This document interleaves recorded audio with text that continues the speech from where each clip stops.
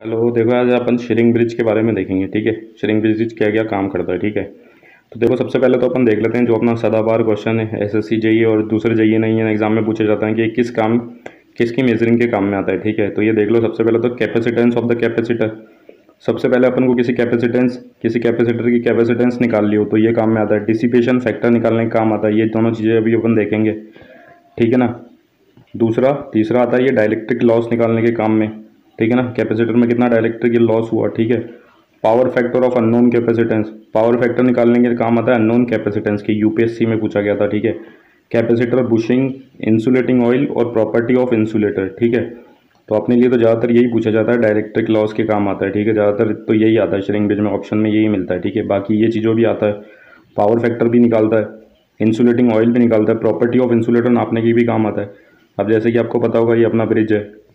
ठीक है, ये बनाते हैं। ठीक है, अब देखो ये C1 वो कैपेसिटर है जिसकी कैपेसिटेंस अपन को निकालनी है। ठीक है, या उस जिसमें अपन को लॉस निकालने हैं। तो ये जो R1 है इसके सीरीज में लग रखा है। ठीक है, ये बताता है जो कैपेसिटर C1 में लॉस हुआ। ये देखो मैंने यहाँ सीरीज में लगा रखा है, आप चाहो तो इसको पैरेलल में भी लगा सकते हो, कई बुक्स में पैरेलल में भी रहता है।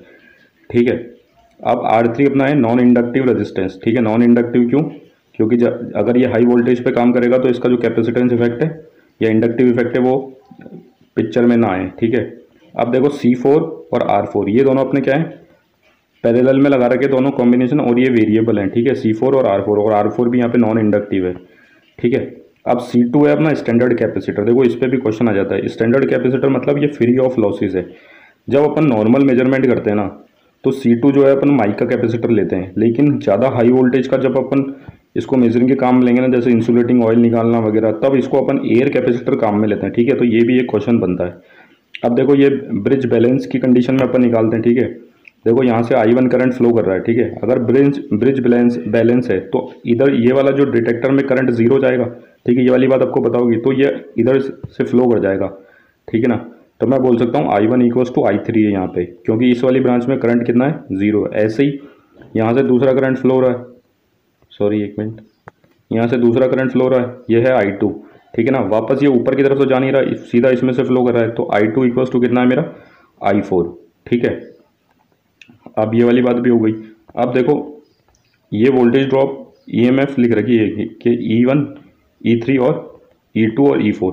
अब देखो यहाँ पे एक और बात है देखने वाली कि E1 इक्वल्स टू कितना है अपना, E2 है। वो देखो कैसे, क्योंकि ये दोनों देखो E1 और E2 दोनों से सेम टर्मिनल से शुरू हो रहे हैं। ठीक है, मैं ऐसे समझता हूँ इसको। ठीक है, और ये B टर्मिनल और D टर्मिनल सेम पोटेंशियल पे है। क्यों अपन को पता कैसे पड़ा? क्योंकि डिटेक्टर में करंट तभी तो नहीं फ्लो कर रहा, क्योंकि दोनों चीज़ें ही पोटेंशियल जो है दोनों पॉइंट की वो सेम है। अपन को पता है करंट तभी फ्लो करता है जब पोटेंशियल डिफरेंस है। तो मैं यहाँ से बोल सकता हूँ E1 इक्वल्स टू E2 है, और सिमिलरली मैं बोल सकता हूँ E3 इक्वल्स टू E4 है। ये देखो इतनी बात आपको पता होनी चाहिए इसमें, है ना, ताकि आपको थोड़ा आगे थोड़ी आसानी रहे।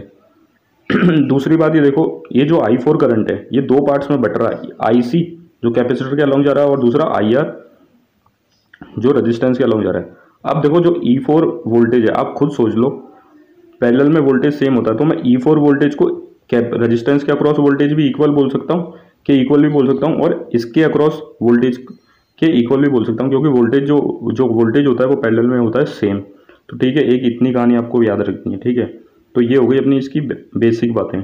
ठीक है, अब देखो अंडर बैलेंस कंडीशन, जैसे अपन ने बोला I1 इक्वल्स टू I3 होगा, अभी अपन ने बात करी ली इसकी। Similarly I2 equals to I4 होगा। ये वाली चीज़ें भी दोनों सेम पोटेंशियल पे है।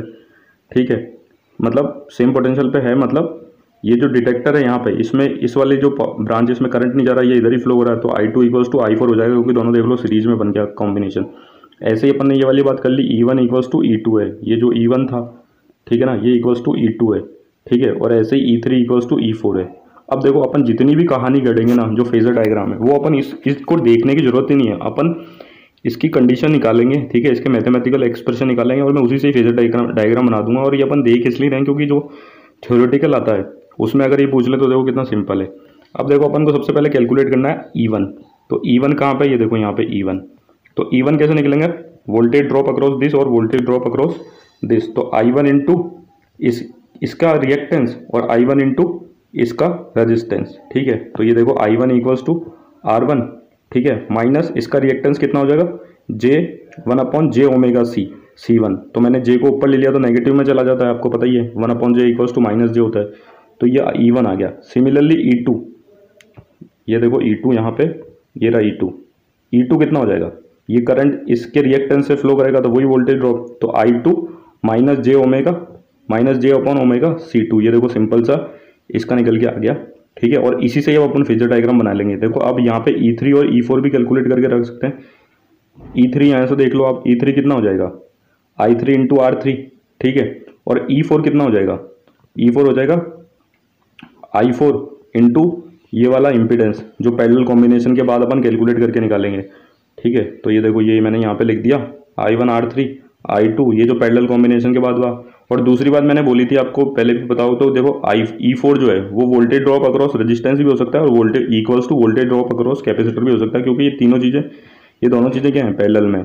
तो मैं E4 को ये भी बोल सकता हूँ IR इंटू R4, ये देखो मैंने लिखा IR इंटू R4। और दूसरा मैं इस E4 को ये भी बोल सकता हूँ IC इंटू कैपेसिटेंस की रिएक्टेंस, जो कि 1 अपॉन माइनस जे अपॉन ओमेगा C4 हो जाएगी। ये देखो ये हो गई। ठीक है, ये दोनों कंडीशन निकाल के रख ली। बस अब अपन को कुछ नहीं करना है, अब इनकी प्लॉटिंग करनी है अपन को। ठीक है, जो कि बहुत आसान है। अब देखो ये वाली कंडीशन मैंने निकाल के रख ली। ठीक है, अब इसके अकॉर्डिंग मैं ग्राफ बनाने की कोशिश करूंगा। देखो मैं रेफरेंस ले लेता हूँ किसको, I1 को। ठीक है ना, अब सारे इसको भूल जाओ। अब देखो सबसे पहले I1 को रेफरेंस ले लिया, तो मैं सबसे पहले इस वाली बात पे आता हूँ। ये देखो ये I1 R1, तो ये I1 R1 किस फेस में रहेगा, रेजिस्टेंस तो हमेशा सेम फेस में ही रहती है, रेजिस्टेंस का क्रॉस वोल्टेज ड्रॉप। तो मैंने ये I1 R1 लिख दिया। अब वहाँ पे माइनस जे ओमेगा C1 था। ठीक है ना, माइनस जे मतलब नेगेटिव एक्सिस में जा रहा है। ठीक है, तो ये वाला ड्रॉप कैसे बनेगा, नेगेटिव एक्सिस में ये रहा। ठीक है, minus J I1 omega C1। ठीक है, अब देखो इन दोनों का जो फेजर डायग्राम था, फेजर सम था, वो क्या दे रहा था अपन को, E1।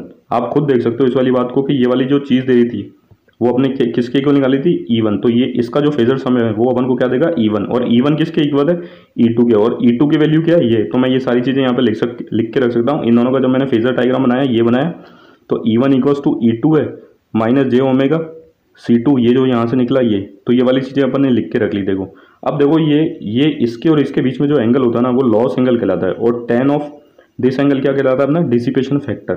तो वो भी अपन यहीं कैलकुलेट कर लो। देखो डिसिपेशन फैक्टर कितना हो जाएगा, tan ऑफ ये लॉस एंगल। ठीक है, अब tan डेल्टा कितना हो जाता है, परपेंडिकुलर अपॉन बेस। तो परपेंडिकुलर अपना कितना हो जाएगा, ये देखो ये वाली लेंथ। ठीक है ना, ये वाली लेंथ, तो ये वाली लेंथ कितनी है, R1। ये यहाँ से देख लो आप R1, या I1 R1 लिख लो, तो I1 से I1 तो वैसे भी कैंसिल हो जाएगा। ठीक है, और बेस कितना, ये minus J I1 omega C1। Minus sign नहीं लेंगे क्योंकि अपन डिस्टेंस ले रहे हैं। तो ये मैंने दोनों चीज़ें लिख ली।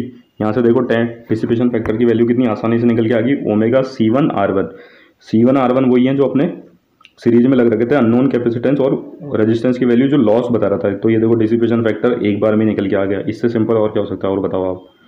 अब देखो ये इतनी कहानी अपन ने कर दी। ठीक है ना, अब अपन आते हैं दूसरी चीज़ पे। अब अपन निकालेंगे क्या, I3 के अक्रॉस, I1 R3 इस वाले के अक्रॉस आते हैं। ठीक है, ये दूसरा जो था E3 इक्वल्स टू E4 वाले पे, ये देखो I1 R3। ठीक है, ये देखो I1 R3 मैंने लिख दिया, क्योंकि ये रेजिस्टेंस में वोल्टेज ड्रॉप कितनी सेम फेस में आएगी। ठीक है, अब ये इधर आई तो अपन को पता I1 R3 किसके इक्वल्स था, E3 के। और E3 equals to I4 R4, और ये सारी चीज़ें थी। ठीक है, ये आप यहीं से ही देख लो, ये मैंने लिखी थी। ये I1 R3 किसके इक्वल था, E3 के, और E3 था E4, और ये सारी चीज़ें आ रही थी अपनी कैलकुलेशन में। तो मैंने ये सारी चीज़ें देखो यहाँ पे लिख दी। ठीक है, आप इसका स्क्रीनशॉट लेके आप देख सकते हो। ठीक है, कोई बड़ी बात नहीं है। अब इस वाली चीज़ अब अपन को पता है क्या, कि ये जो होगा ये किसके साथ होगा, ये I1 R3 इस IC से 90 डिग्री लैग कर रहा था। ठीक है, ये वाली बात अपन समझ सकते हैं। I1 R3 यहाँ से देखो I1 R3। ठीक है, ये यहाँ से देख सकते हैं, ये जो I1 R3 है।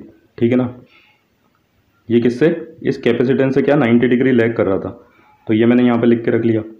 ठीक है, अब देखो इन दोनों का फेजर सम बनाया मैंने, IR और IC, जो कि अपना क्या बन रहा है, I2। अब ये I2 मैंने कैसे बनाया था, देखो ये E1 था। ठीक है ना, ये जो अपन ने E1 बनाया था, इससे जो अपना करंट है जो इनके थ्रू पास हो रहा है I2, वो इनसे कितना 90 डिग्री लीड करेगा, क्योंकि कैपेसिटेंस है। तो मैं ये बोल सकता हूँ कि जो I2 है ये फेजर से मैं किसका, IC और IR का। तो ये सिंपल सा अपना क्या बन गया, फेजर डायग्राम बन गया। सिर्फ इतना ही करना था अपन को। ठीक है, ये देखो I2 जो फेजर सम निकला है किसका, IC और IR का। यहाँ से आप देख सकते हो ये I2 था, ठीक है, ये I2, ये I4, यहाँ पे क्या था I2 ही था, ठीक है, अपन ने बोला था ना इक्वल है, ये देखो I2 इक्वल्स टू I4। तो I2 जो है अपना फेजर सम है किसका, IC और IR का, वही चीज़ अपन ने फेजर डायग्राम में बना के दिखा दिया, आप इसको थोड़ा सा अच्छे से भी देख सकते हो, ठीक है। अब देखो, अब अपन को क्या निकालना था, टोटल वोल्टेज, तो वो फेजर सम किसका होगा, I1 R3 और इसका यहाँ से जो निकला, तो ये इसका फेजर सम बनेगा। ये इस पर आपको इतना ध्यान देने की जरूरत नहीं, जो मेन काम था वो तो अपन ने कर लिया, ठीक है। अब देखो बैलेंसिंग की कंडीशन भी अपन को पता है, ये भी अपन को इतनी ध्यान नहीं है, Z1/Z2 इक्वल्स टू Z3/Z4, इधर वाली ब्रांच और इधर वाली ब्रांच का होता है, ठीक है। तो इनको जब अपन इक्वेट करेंगे और इनकी वैल्यू रखेंगे ना, तो ये अपन को मैं सॉल्व करके नहीं दिखा रहा, बैलेंसिंग की कंडीशन में रियल और इमेजनरी पार्ट को जब इक्वेट करेंगे तो R1 आ जाएगा R3 C4/C2 और C1 आ जाएगा C2 R4/R3। अब देखो बैलेंसिंग की कंडीशन इंडिपेंडेंट ऑफ फ्रीक्वेंसी, तो ये वाली चीज़ भी अपन को याद रखनी है। और डिसिपेशन फैक्टर में जो अपना आया था ओमेगा C1R1, उसमें C1 और R1 की वैल्यू रख देंगे, तो अपने जो वेरिएबल चीज़ें थी C4 और R4, जो वेरिएबल था फोर्थ ब्रांच में, उसके इक्वल आ जाता है, ठीक है। तो ये वाली चीज़ आपको ध्यान रखनी है। अब देखो ये सिंपल सा क्वेश्चन आया हुआ था, उस पर मैंने बनाया था, AC bridge used for measurement of dielectric loss of capacitor. तो यहाँ से अपन बोल सकते हैं कौन सा, शेरिंग ब्रिज। Thank you.